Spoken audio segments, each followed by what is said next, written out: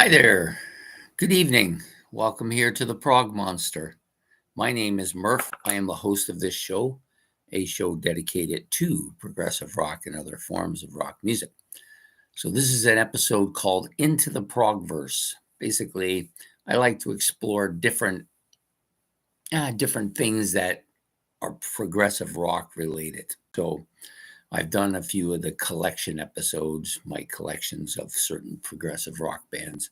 This week, we're going to kind of focus a bit on one album.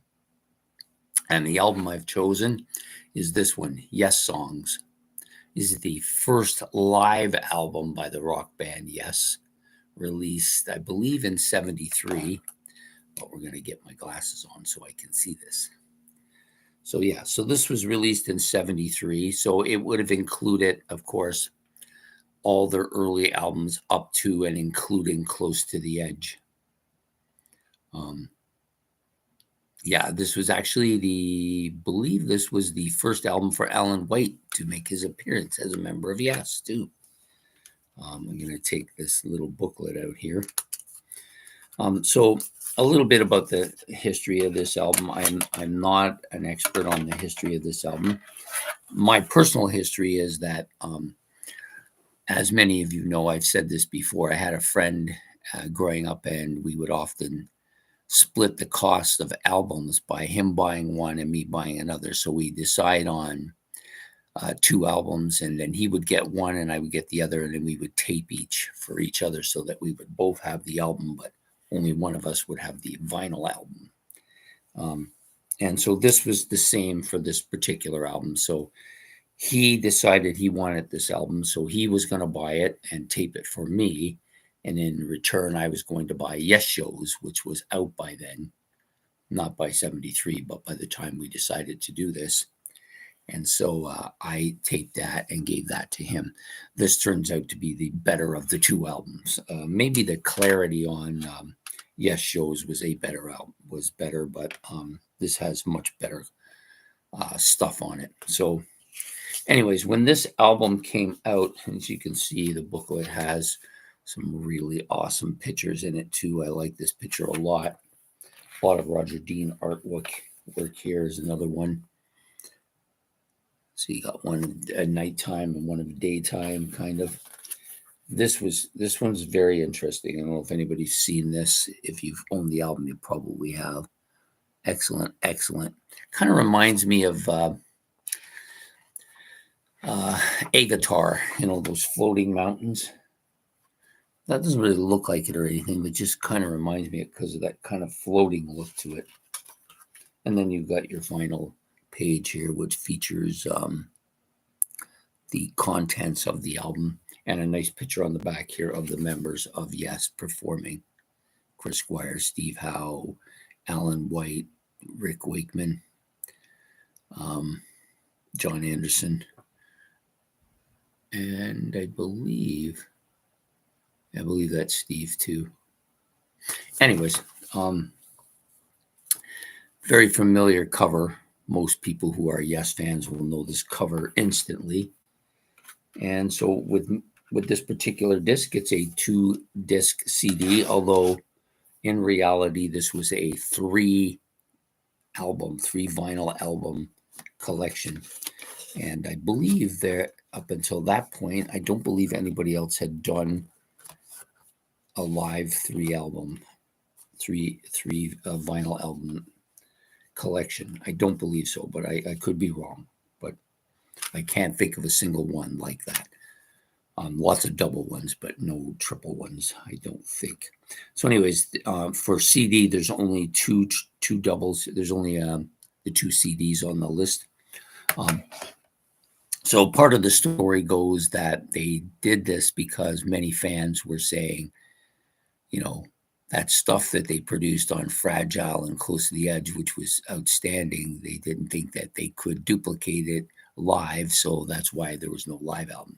You know how things go. People doubt everything they see, right?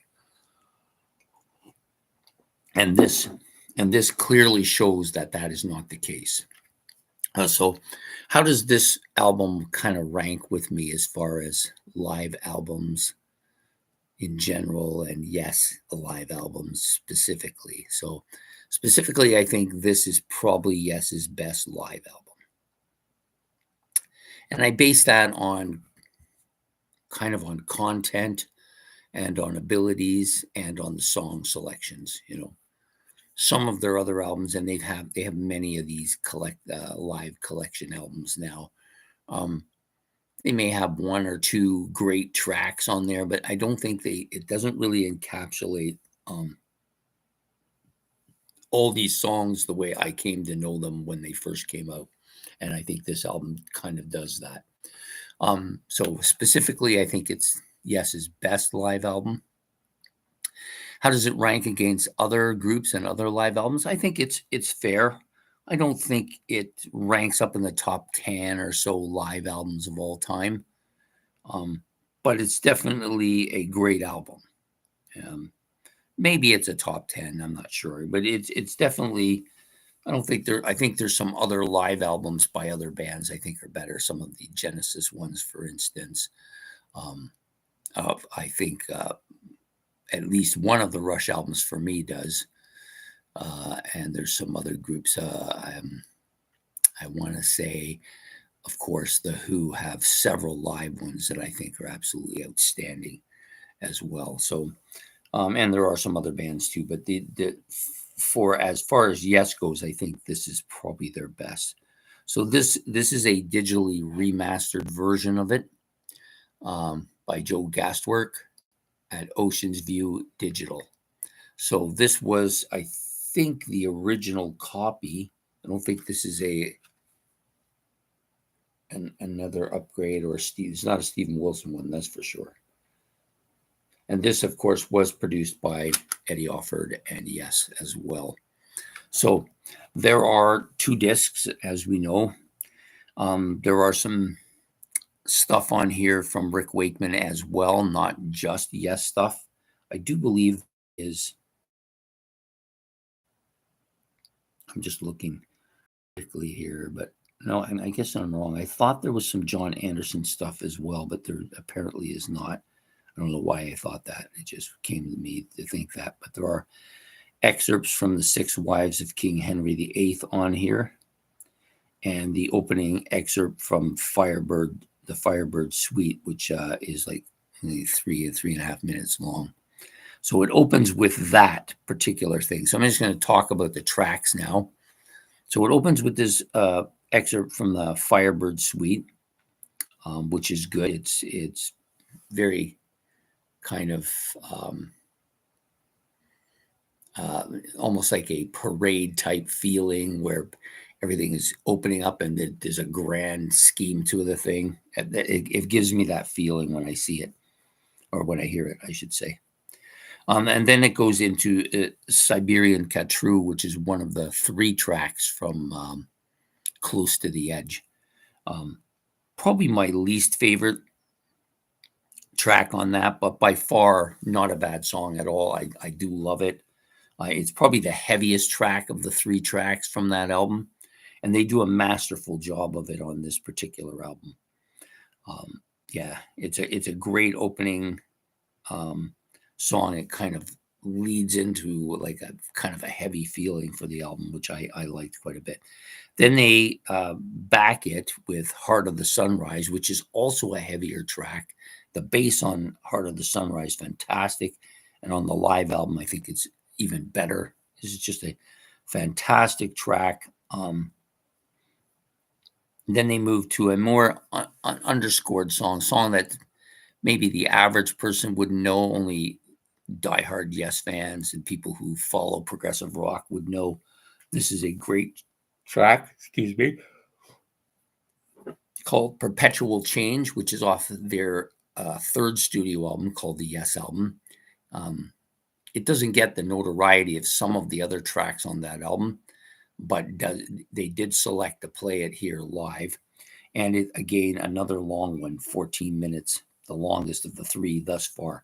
So far, they've come out, and the first 3 tracks are all what I would call mini epics, and just establishing Yes as the type of band that does this, and live they did it. It's hard. It's got to be hard to remember all the chords and everything that goes into each of these songs, especially when they're so long and complex. And the next track out is And You and I, also from Close to the Edge. Probably my next favorite. Like, it's probably my second favorite from the album. But one of my favorite vocal songs, by John Anderson. This is also another epic length song. Not, I guess I would call it like a mini epic, another mini epic. So they've started out doing four epic length or mini epic length tracks to start the album. This is well done on this album. I think I don't think it's as good as the studio album, this particular version, but I think it's still very good. Then you have Mood for the Day. You give Steve Howe a kind of a centerpiece here to do his classical bit, which I think he's exceptional at, maybe one of the best classical guitarists out there, if not the best. And then they give a moment to Rick Wakeman, and they take the only track, I believe, on this album that is not on a Yes album. It's on one of Rick Wakeman's albums called The Six Wives of King Henry VIII. Excuse me, I'm, as you can tell, very tired. So yeah, and these are only excerpts from it. So he's taken bits and pieces from each of his six wives from the album The Six Wives of King Henry VIII. We've done a little bits on all of them here. I think it's pretty good. This is kind of my first exposure when I first started listening to this album to what Rick Wakeman did on his own solo stuff. So it's kind of my beginning of that. And then this side, or this disc, ends off with the classic Roundabout, another kind of mini epic. So the entire side of this album, with the exception of Mood for the Day and the opening excerpts from the Fire Suite, are all epic or mini epic length tracks. Now, the second side of the album got a little bit of the same thing going on. They don't really have what I would call short songs. It's not like Genesis where they have the shorts and the longs. They just have longs. That's pretty much the way it is. So it opens up on side 2 with I've Seen All Good People. This is a well-known Yes track. Not one of my favorites. I think it kind of reminds me a bit of Hey Jude, where it just kind of drags on too long. They could have cut this song to like 3.5 minutes, and it probably would have had a better effect. I just find this song just drags a little bit too much, repeating a lot of the same stuff. But still, it was one of my favorite tracks when the album first came out. Not so much now. Then you have Long Distance Runaround. And on the album, Long Distance Runaround is a short track. On the live album here, it is a mini epic, bordering on epic length song. It's almost 14 minutes long. Very different. It's one of the more different tracks than they had on their studio albums, but it's still a great track. Then you have The Fish, Chandelier Praementorus. I think that's how you say it. That's also incorporated into the Long Distance Runaround. So they play a little bit of the Long Distance Runaround, and they go into The Fish, and that goes on for a while, where he does some bass stuff and everything, and then it comes back to Long Distance Runaround. And that is why Long Distance Runaround is so long. So it's kind of a combination song, the only one, I believe, of that nature on the album. And then you have the epic length Closer to the Edge, which they play in its entirety. All of the suites are played here. The Solid Time of Change, Total Mass Retained, I Get Up, I Get Down, and then the final part, Seasons of Man. Yeah, all really well done here. Um, it sounds almost perfect compared to the studio album, and it's the epic length song on the album. And then you have two last songs. Yours is No Disgrace, also from the Yes album. Fantastic tune. Probably my favorite song on that album. Arguably my favorite song on the album. And it's longer here and heavier here and more involved here than it is on the original studio album. And then they end up, of course, with one of the most almost haunting. I wouldn't call it haunting. Very keyboard, or very headphone friendly song in Starship Trooper. One of my favorite songs to listen to with the headphones or just in the dark with the lights out, listening to the track. Starship Trooper with its Life Seeker, Disillusion, and the Worm. Those are the three parts. So that is all the stuff that's on this album. I like this cover too, by the way. I'm not really sure. I've never really been sure about what they were attempting to do with these things. Are these? I think they're supposed to be roots. I'm not really sure what they were attempting to do there. Somebody out there may know and want to comment about it. That would be great. I wouldn't mind that. Learn a little bit too. So this was this was released in 1973, their first live album, and one that I like quite a bit. Some of the instrumentation on here is fantastic. You got some great guitar stuff from Steve Howe. Very classical oriented guitar player with a lot of classical parts here. Beginning of Roundabout, of course, Mood for the Day, and there's some other parts on here in the And You and I and Close to the Edge where you hear his impact guitar wise.